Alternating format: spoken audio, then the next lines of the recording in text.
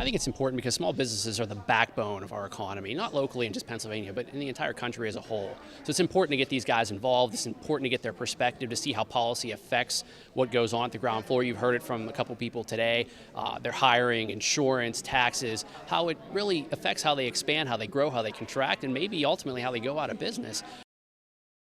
The governor's proposed budget doesn't do anything to help these guys out. It doesn't help lower our corporate net income tax rate.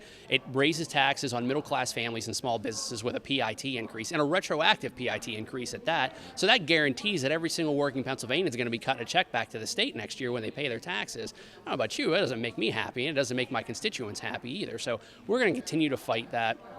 And we're going to continue to try to work with the governor to come up with some good ideas that actually move this state forward. We're looking at other aspects as well. Is okay, where are we shifting towards as a government? What are the core functions of government, and are we funding those?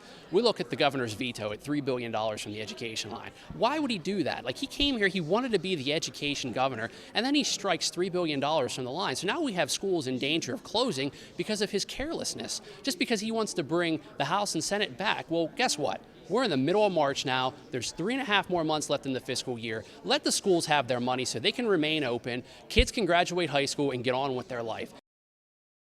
And the other thing, too, I'll mention is about the 4-H programs. Let's get them their money, too. There's a lot of kids now that are into the 4-H program locally here and around southwestern Pennsylvania, and, of course, throughout the state. But we're going to run out of funding for these guys, and we can't have that. Our number one